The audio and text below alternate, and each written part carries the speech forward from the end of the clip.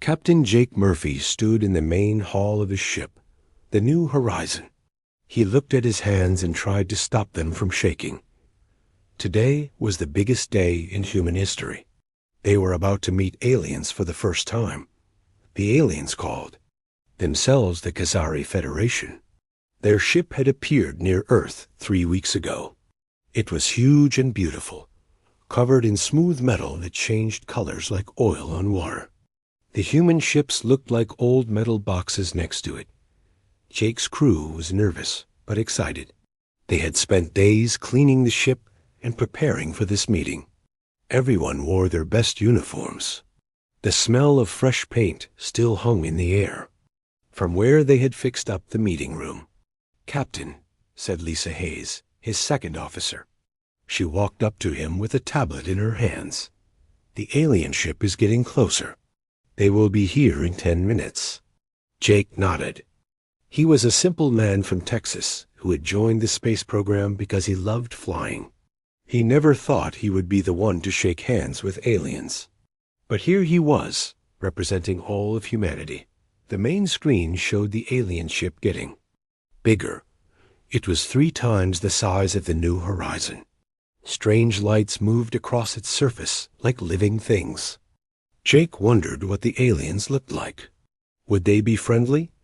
Would they think humans were smart enough to talk to? "All crew to stations," Jake announced over the ship's speaker system. "Our guests will be here soon. Remember what we practiced. Be polite, be respectful, and let me do the talking." The alien ship moved alongside the New Horizon. A bridge connected the 2 ships with a soft hiss. Jake watched as the airlock door opened. His heart beat fast in his chest. The first alien stepped through the door, and Jake forgot how to breathe. She was beautiful in a way that made no sense. She looked almost human, but taller and more graceful. Her skin was pale blue like morning sky. Her eyes were large and silver, and they seemed to see everything at once. She wore a suit made of material that looked like liquid metal. Behind her came 5 more aliens, all dressed the same way. They moved like dancers, each step perfect and smooth. Their suits had strange symbols that glowed softly. Jake could see weapons on their belts that looked nothing like human guns. "I am Ambassador Zara Velthari of the Khazari Federation," the first alien said. Her voice was musical, like wind chimes. "We come in peace to meet the humans of Earth." Jake stepped forward and tried to look confident. "Welcome aboard the New Horizon. I am Captain Jake Murphy. We are honored to meet you." Zara looked around the human ship with curious eyes. Jake suddenly felt embarrassed. Everything looked so simple and rough compared to the aliens. Their lights were just regular bulbs. Their walls were plain metal. Even their computers looked like toys next to what the aliens probably had. "Your ship is interesting," Zara said politely. "We have studied your people from far away. You have done much with limited resources." Jake did not know if that was a compliment or not. He led the aliens to the meeting room, where tables full of human food waited. The aliens looked at the food with interest, but did not eat any of it. "We have brought gifts," Zara said. One of her people stepped forward with a small box. "This contains knowledge about faster space travel. We hope it will help your people explore the stars." Jake accepted the box with shaking hands. Inside was a crystal that glowed with soft light. He knew this small thing was worth more than everything humans had ever built. "Thank you," Jake said. "We have gifts for you too." He gave Zara a collection of human music, art, and books stored on a simple computer drive. She took it carefully. Like it was made of glass. The 2 groups talked for hours. The aliens asked many questions about Earth and human history. They seemed surprised that humans had fought so many wars. They seemed even more surprised that humans had survived things like ice ages and asteroid impacts. "Your world sounds very dangerous," Zara said. "How did your people survive such things?" Jake shrugged. We just kept going. When something tried to kill us, we found a way around it. When food was hard to find, we learned to eat new things. When the weather got bad, we made better shelters. We are good at not giving up. Zara stared at him with those silver eyes. Jake felt like she was looking inside his soul. There was something in her expression he could not understand. Suddenly, alarms started ringing throughout the ship. Red lights flashed on and off. Lisa Hayes ran into the room with fear on her face.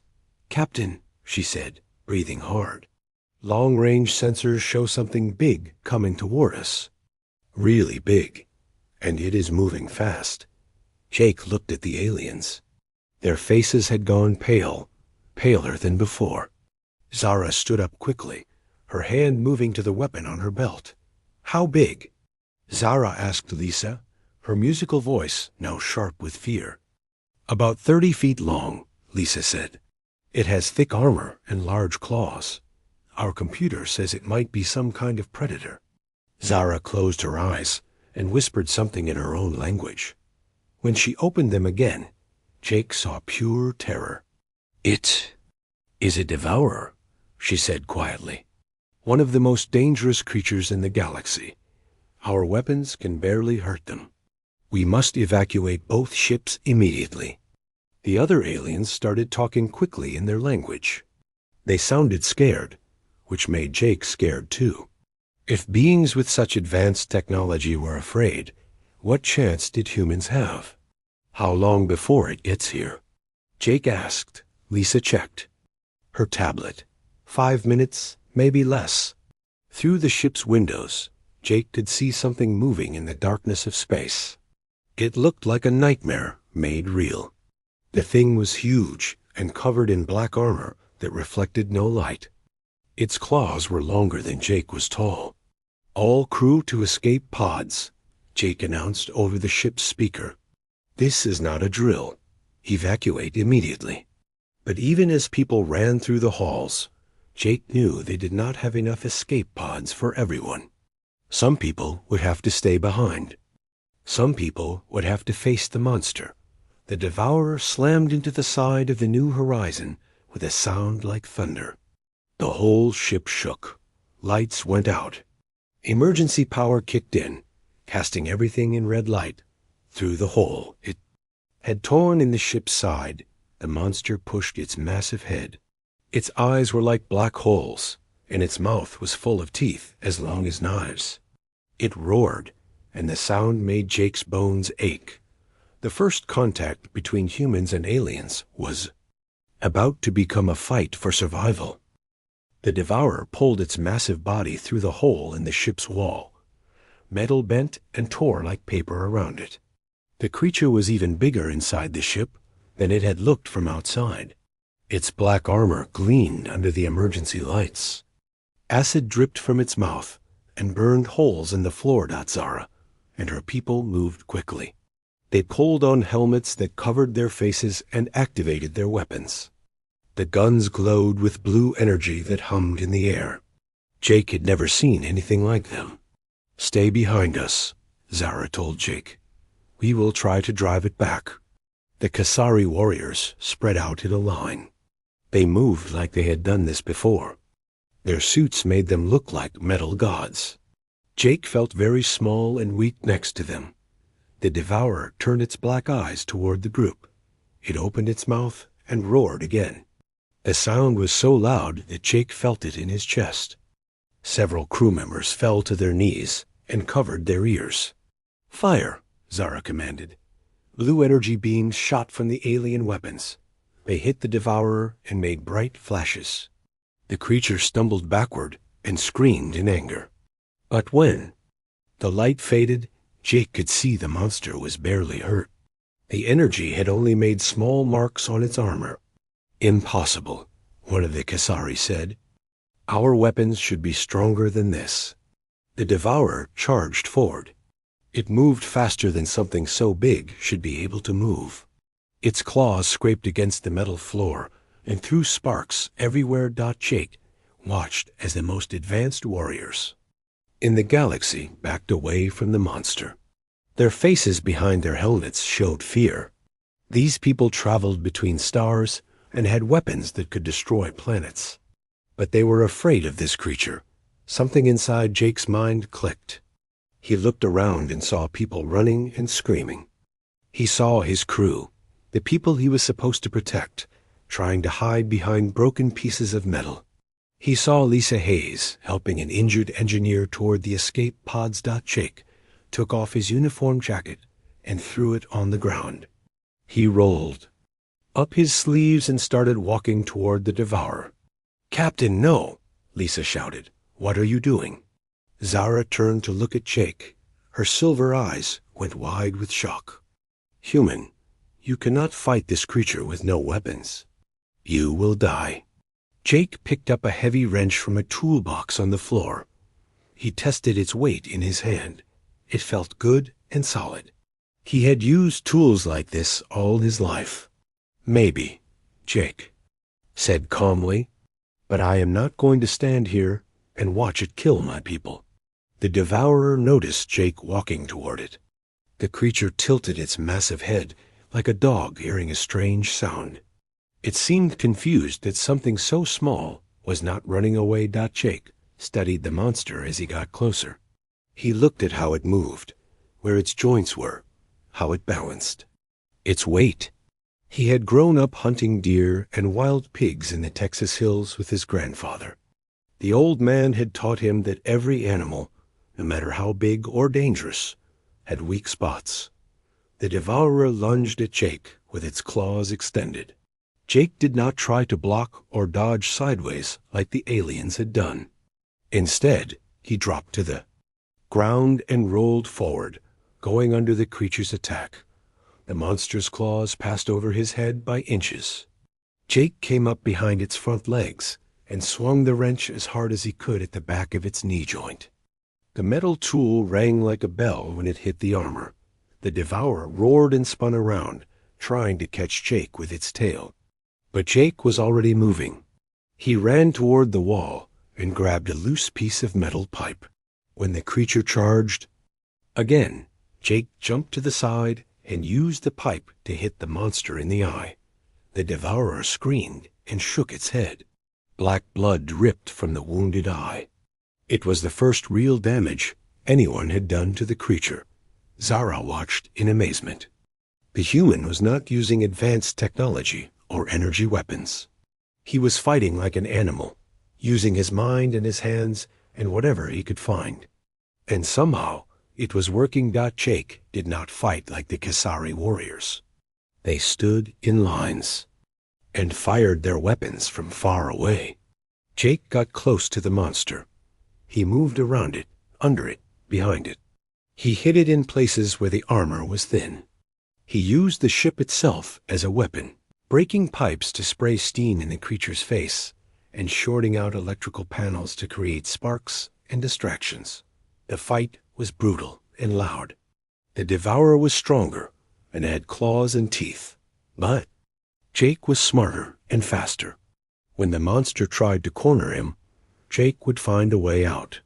When it tried to grab him, Jake would slip away like water. The creature caught Jake once with its claws. The sharp points tore through his shirt and left deep cuts across his back. Blood ran down his spine. Anyone else would have fallen down and died from the pain. Jake grunted and kept fighting. He found a damaged power cable sparking on the floor. While the devourer was distracted trying to find him in the smoke and darkness, Jake wrapped the cable around a piece of metal pipe. When the monster came close, he jammed the electrified pipe into the soft flesh under its jaw. The devourer convulsed as electricity ran through its body. Its roar became a strangled scream. It stumbled and fell on its side, legs kicking wildly. Jake did not hesitate. He jumped onto the creature's neck and wrapped his arms around its throat. The monster thrashed and tried to throw him off, but Jake held on tight. His muscles strained and his hands bled from gripping the creature's rough skin. "Die," Jake whispered. Through gritted teeth, "just die." Slowly, The Devourer's struggles became weaker. Its breathing became harder. Jake squeezed tighter, using all his strength. The monster's eyes, one damaged and one still black and terrible, began to dim. With a final shudder, the Devourer went still. Jake held on for another minute to make sure it was really dead. Then he let go and fell to the floor next to the monsters. The ship was quiet except for the sound of Jake breathing hard. Smoke drifted through the air. Sparks fell from broken lights. And in the middle of it all lay the most feared predator in the galaxy, killed by a human with nothing but his bare hands and a few pieces of metal. Zara stared at Jake as he slowly stood up. His shirt was torn and bloody. His hands were cut and bruised. His face was dirty and tired. But his eyes were calm and steady. "Is everyone okay?" Jake asked, looking around at his crew and the alien visitors. For a long moment, nobody answered. They all just stared at the man who had done the impossible. Then Zara removed her helmet. Her pale blue face was full of wonder and something else. Jake could not identify. She looked at him the way people look at miracles. "You killed it," she said softly. "You killed a devourer with your bare hands." Jake shrugged and picked up his torn uniform jacket. "It was trying to hurt my people. I could not let that happen." As medical teams rushed in to help the wounded, Zara could not stop watching Jake. She had seen the greatest warriors of her people fight. She had watched battles across the galaxy. But she had never seen anything like what this human had just done. There was something about Jake Murphy that changed everything she thought she knew about strength and courage. And deep in her heart, something new and strange began to grow. 2 days after the fight, Jake sat in the medical bay getting his wounds treated. Dr. Ben Carter, the ship's doctor, shook his head as he cleaned the claw marks on Jake's back. "You should be dead," Ben said for the 10th time. "These cuts went almost to the bone. And somehow you kept fighting." Jake winced as the doctor applied fresh bandages. "I had to keep fighting. People were counting on me." Across the room, Zara sat quietly watching Jake. She had not left the medical bay since the fight ended. She said she wanted to make sure the human captain recovered, but there was something else in her silver eyes. Something that made Jake feel strange when she looked at him. The dead devourer had been moved to the cargo bay for study. Scientists from both ships were amazed by what they found. The creature's armor was harder than any metal humans had ever made. Its claws could cut through starship hulls. Its acid could melt steel. But Jake had killed it with a wrench and some electrical cable. "I have been studying your people's history," Zara said suddenly.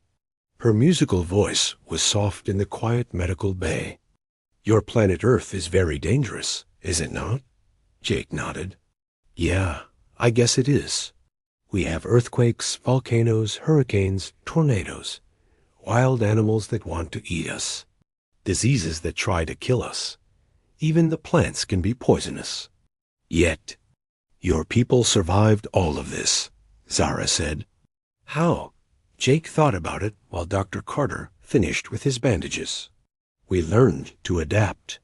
When something tried to kill us, we found ways to kill it back. When the environment changed, we changed.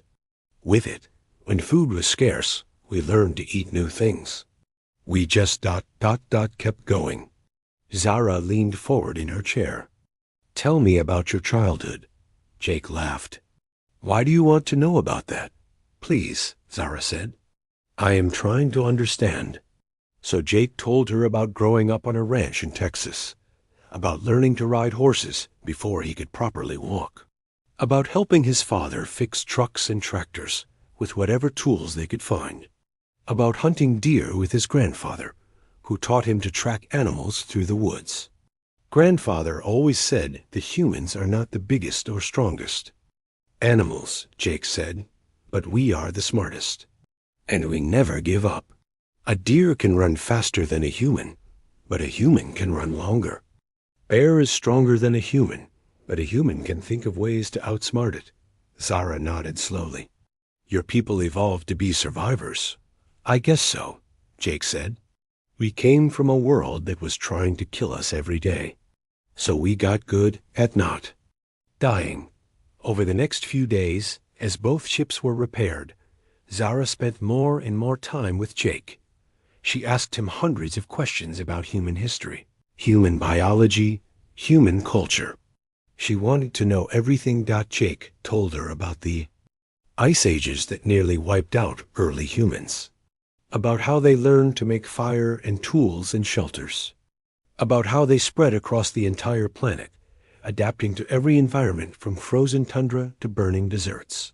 We are not as advanced as your people, Jake said one day as they sat in the observation deck looking out at the stars. We do not have faster-than-light travel or energy weapons or ships that change colors, but we are hard to kill. Zara smiled, and Jake realized it was the first time he had seen her smile. It made her beautiful face even more beautiful. You think your people are primitive, Zara said, but you are wrong. My people have forgotten how to fight without our technology. We have become soft and weak. We depend on our machines for everything. She turned to look at Jake with those silver eyes that seemed to see into his soul. When the Devourer attacked, my warriors fired their weapons and then stepped back.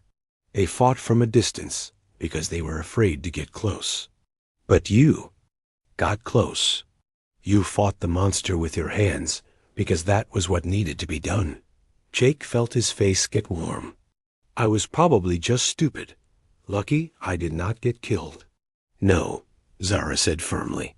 You were brave. Braver than any warrior I have ever seen. Jake did not know what to say to that. He looked out at the stars and tried to understand why this alien woman was so interested in him. That night, Zara called a meeting with her people on their ship. Jake was not invited, but Lisa Hayes told him what happened. The alien crew argued, loudly in their musical language. Some of them seemed angry. Others seemed excited. What do you think they are talking about? Jake asked Lisa. I think they are talking about you, Lisa said. Ever since you killed that monster, they look at you differently. Like you are something special. Jake did not feel special. He felt tired and sore and confused. He had done what anyone would do to protect their people. Why was that so amazing to the aliens? The answer came the next morning when Zara requested a private meeting with Jake. They met in the repaired conference room where they had first shaken hands just a week ago. It felt like a lifetime had passed. Zara looked nervous, which was strange. She was always so calm and graceful. But now her hands were shaking slightly, and she kept looking down at the floor. Jake, she said, using his first name for the first time. I must tell you something about my people's culture. Jake sat down across from her. Okay, what about it? Among the Kesari, strength is the most important quality in a mate, Zara said. Her voice was very quiet. Females choose males based on their ability to protect and provide. The strongest warriors are the most desired partners. Jake nodded. That makes sense, I guess. Natural selection and all that. Zara took a deep breath. I have seen many warriors fight. I have watched battles across the galaxy. My own father was a general who conquered 12 star systems. But I have never seen anyone display the kind of strength you showed when you killed the Devourer. She looked up at Jake with those silver eyes. In them, he saw something that made his heart beat faster. You fought without weapons, without armor, without technology. You used only your mind and your will to survive. You showed the purest form of strength that exists in the universe. Jake felt like the room was getting smaller. Zara, what are you trying to say? Zara stood up and walked around the table to stand in front of Jake. She was taller than him, elegant and graceful like a dancer. But there was steel in her spine and fire in her eyes. I'm saying that you are the strongest male I have ever met, she said. And according to the laws of my people, I have the right to choose you. Jake stood up too, trying to understand what was happening. Choose me for what? Zara reached out and placed her hands on Jake's shoulders. Her touch was warm and gentle, but Jake could feel the strength in her fingers. I am asking you to be my mate, she said simply. I am asking you to marry me. Jake's world stopped spinning. Outside the conference room, he could hear the normal sounds of the ship being repaired. People walking in the halls. Computers beeping. Life going on as usual. But inside the room, everything had changed. The most beautiful and advanced being he had ever met was asking him to marry her. And all because she had watched him fight a monster with his bare hands. Jake stared at Zara for a long moment. Her hands were still on his shoulders, warm and gentle. Her silver eyes looked into his with hope and fear mixed together. He could hear his own heartbeat loud in his ears. You want to marry me? Jake asked. Quietly. We have only known each other for a week. Zara nodded. Among my people, we do not need long courtships when we recognize true strength. I have seen enough to know that you are the mate I choose. Jake stepped back from her touch. He needed space to think. This was all happening too fast. A week ago, he had never seen an alien. Now one wanted to marry him. Zara, I do not understand. Your culture, Jake said. Where I come from, marriage is about love. About spending time together and getting to know each other. It is not about who is the strongest fighter. Zara's face fell slightly. Do you not find me attractive? That is not the problem, Jake said quickly. You are the most beautiful person I have ever seen.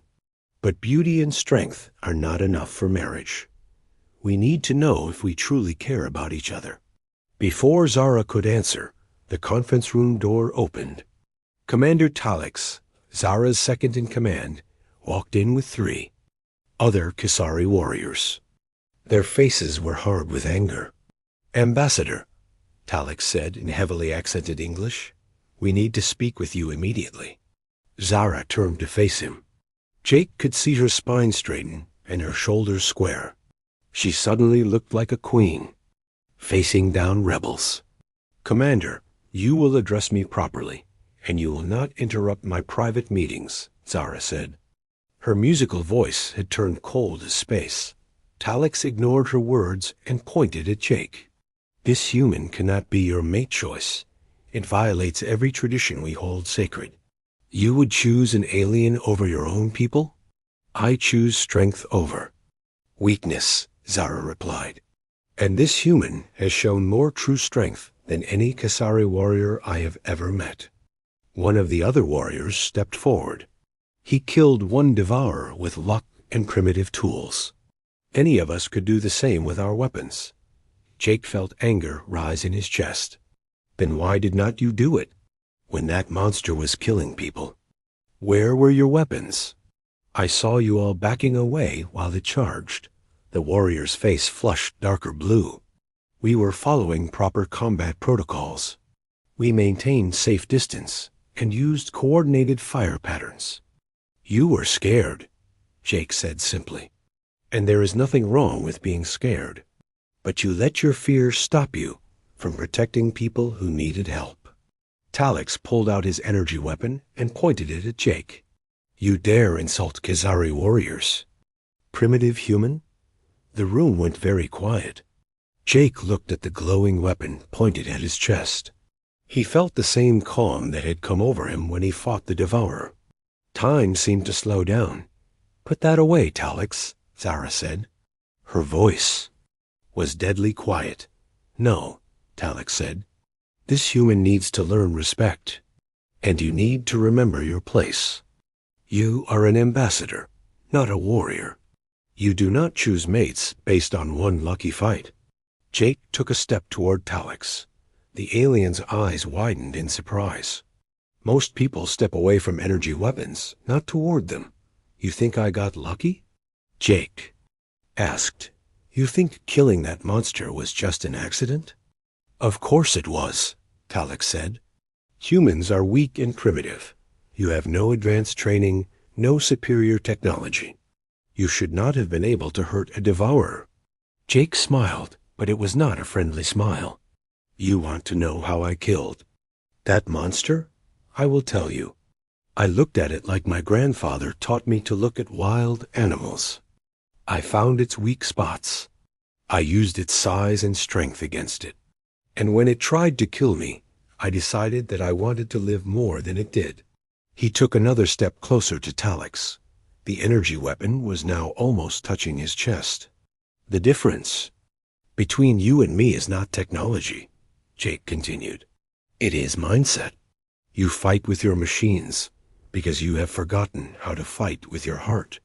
You stand back and shoot from far away because you are afraid to risk getting hurt. But sometimes, to protect what matters, you have to be willing to get hurt." Talix's hand was shaking now. Jake could see sweat on the alien's forehead. "Your people have incredible weapons and ships and technology," Jake said. "But you have become soft. You depend on your machines so much that you have forgotten what real strength looks like. Real strength is not about having the best weapon. It is about refusing to give up when everything seems hopeless." Jake reached out slowly and pushed Talix's weapon aside. The alien was so surprised that he let it happen. "I killed that monster because it needed to be killed, and I was the only one willing to do it," Jake said. "That is not luck. That is choice." Talix stared at Jake with wide eyes. The other Kesari warriors looked uncertain. They had come here angry and confident, but now they seemed confused. Zara stepped between Jake and the warriors. "You see," she said to her people, "this is why I choose him. Not because he is strong with weapons or technology, but because he is strong where it truly matters. In his spirit, in his will to protect others." Commander Talix slowly put his weapon away. "Ambassador, even if what you say is true, the Council will never approve this union. A marriage between species has never happened before. It would cause chaos in our government." "Then our government needs to change," Zara said firmly. "The galaxy is full of dangerous things like devourers. We need allies who know how to fight. Them. The humans may not have our technology, but they have something we have lost. They have the warrior spirit." She turned to look at Jake. "But the choice is not mine alone. Jake Murphy, you have not answered my question. Will you consider becoming my mate?" Jake looked around the room at the alien faces staring at him. He thought about his simple life on the ranch in Texas, about his dreams of exploring space, about the beautiful woman who wanted to share her life with him. "I need time to think," Jake said. "This is the biggest decision I have ever faced. Can you give me that?" Zara nodded. "Of course. Take all the time you need." As the Kesari left the conference room, Jake sat down heavily in his chair.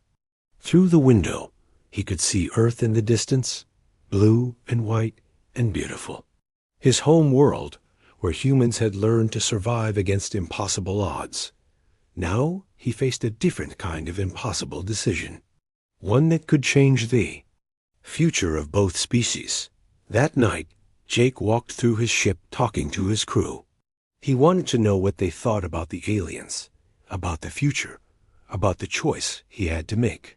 "Captain," said Tony Rodriguez, the engineer who had provided tools during the fight, "that alien lady is something special. But marrying her would mean leaving Earth forever, would not it?" Jake nodded. "Probably. Her people travel between stars. I would have to go with her." "But think about what you could learn," said Dr. Ben Carter. "Think about what you could teach them. They have incredible technology, but you showed them something they had forgotten.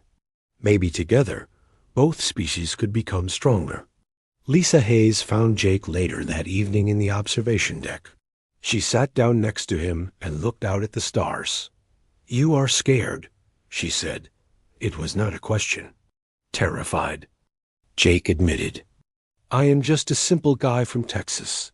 How can I marry an alien ambassador? How can I represent humanity to an entire galactic federation?" Lisa smiled. "The same way you killed that monster. One step at a time, doing what needs to be done." As Jake sat there looking at the infinite stars, he began to understand what his choice really meant. It was not just about marriage. It was about building a bridge between two worlds. It was about showing the galaxy that humans were not primitive creatures to be ignored, but partners worth knowing. It was about proving that sometimes the strongest thing you can do is take a leap of faith into the unknown. 3 days later, Jake made his decision. He found Zara in the ship's garden, a small room filled with plants from both Earth and the Khazari homeworld. She was sitting quietly among the flowers, her silver eyes distant and thoughtful. "I have been thinking about what you asked," Jake said, as he sat down next to her. Zara turned to look at him. "And? I want to say yes," Jake said, "but I need to know something first. Do you care about me as a person, or do you only care about me as a warrior?" Zara was quiet for a long moment. She reached out and took Jake's hand in hers. Her skin was warm and soft. "At first, I was attracted to your strength in battle," she said honestly. "But these past few days, talking with you, learning about your world and your people, I have come to care about Jake Murphy the man, not just Jake Murphy the warrior." She squeezed his hand gently. "You are kind to your crew. You put others before yourself. You have a gentle heart despite your fierce spirit. These are the qualities I want in a life partner." Jake felt a warmth spread through his chest. "Then yes, Zara Velthari, I will marry you." Zara's face lit up with joy. She leaned forward and kissed Jake softly. It was his first kiss with an alien, and it felt like the most natural thing in the world. Their happiness was interrupted by alarms blaring throughout both ships. Lisa Hayes' voice came over the communication system. "Captain Murphy and Ambassador Velthari, please report to the bridge immediately. We have an emergency situation." Jake and Zara ran to the bridge, where they found both crews staring at the main screen in horror. 3 massive shapes were moving toward a nearby space station. 3 more devourers, each one as big as the monster Jake had killed. "The station has 12,000 people on it," Lisa reported. "Families, children, scientists. The station's weapons are not strong enough to stop the creatures." Commander Talix stood at his battle station. "Our ship's weapons might be able to kill 1 devourer if we focus all our firepower. But 3 of them, ... it is impossible." Jake studied the screen. The space station was a civilian facility with no military defenses. The people there had no way to fight back. In less than an hour, thousands of innocent people would die. "We have to try," Jake said. "We cannot just abandon them." "It would be suicide," one of the Khazari warriors said. 3 devourers together are unstoppable. Even our most advanced battle cruisers avoid fighting more than 1 at a time." Jake looked at Zara. In her silver eyes, he saw the same determination he felt in his own heart. "What if we fight them differently?" Zara asked. "What if we use human tactics instead of Khazari tactics?" "What do you mean?" Talix asked. Jake was already thinking. "Your people fight from a distance with energy weapons. But what if we got close? What if we used the environment against them, like I did with the first one?" "That is insane," Talix said. "Fighting 1 devourer up close was miracle enough. Fighting 3 would be certain death." "Not if we work together," Zara said. She turned to her crew. "Prepare the ship for close combat. Disable all long-range weapons and focus power to shields and engines." "Ambassador, I must protest," Talix said. "This plan violates every military principle we know." "Good," Zara replied, because our military principles were not working. The two ships raced toward the space station. Jake and Zara worked together to plan their attack. They would use the station's structure as cover, drawing the Devourers into narrow spaces where their size would work against them. The creatures are pack hunters, Jake explained to the mixed human and Kasari crew. They will try to surround us. But if we can separate them, we can fight them one at a time.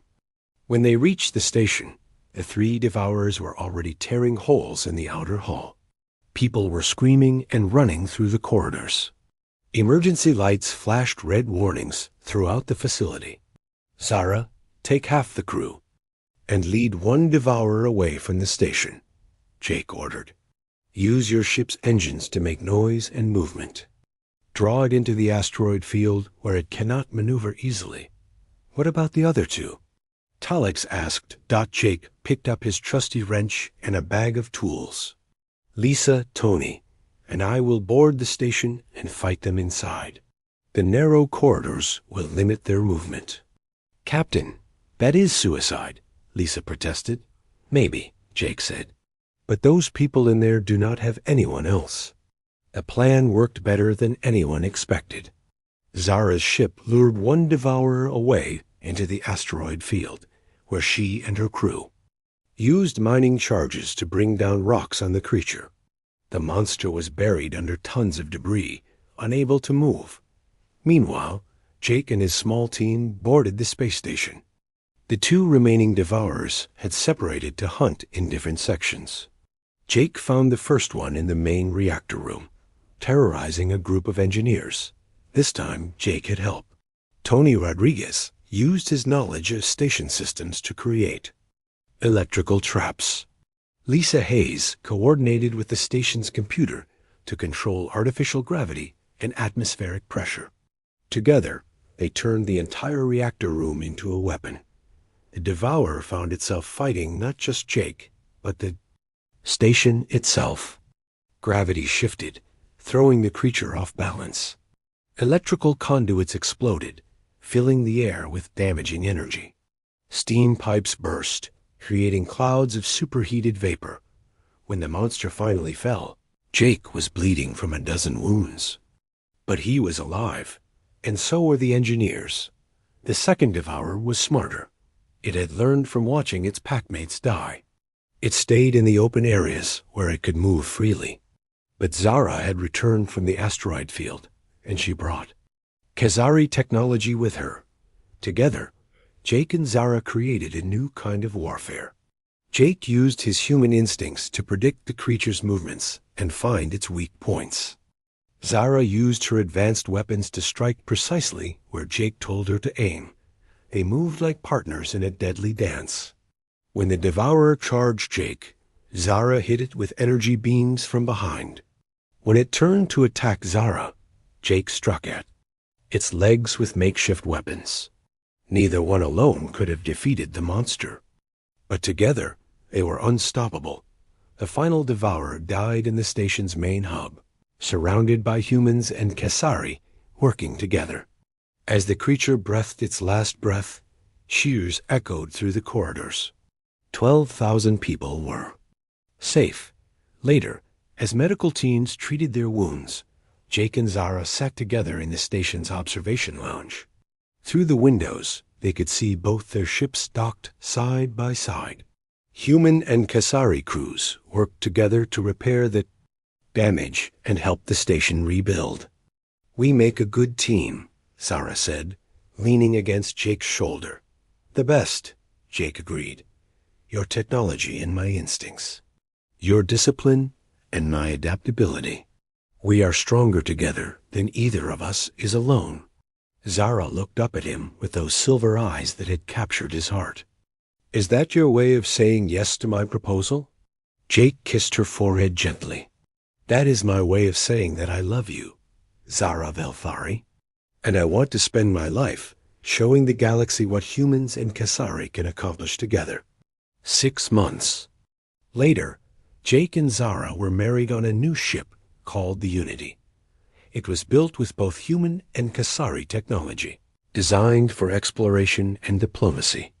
The wedding was attended by representatives from dozens of species, who had heard the story of the human who killed devourers with his bare hands and the Kasari ambassador, who chose love over tradition.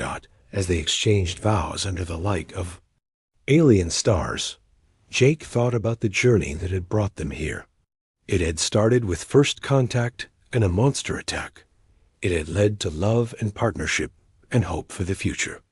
"Do you ever regret your choice?" Zara asked him as they danced at their wedding reception. Jake looked around at the mixed crew of humans and Kasari who had become his family. He thought about the adventures that waited for them among the stars. He thought about the children. He and Zara might have someday bridges between two worlds. "Never," Jake said, pulling his wife closer. "Sometimes the best decisions are the ones that scare you the most." Zara smiled and rested her head on his shoulder. "Then we have many wonderful decisions ahead of us." Outside the ship's windows, the galaxy stretched endlessly in all directions, full of dangers and wonders, mysteries and opportunities. And somewhere out there, humanity was taking its first steps toward becoming something greater than it had ever been before, all because a woman watched a man fight a monster with his bare hands and decided that was the kind of strength she wanted in her life forever. The Unity turned toward unknown space, carrying its crew of dreamers and warriors toward whatever challenges awaited them. Together, they were ready for anything the universe could throw at them. After all, they were human and Kasari. They were survivors, and they never gave up.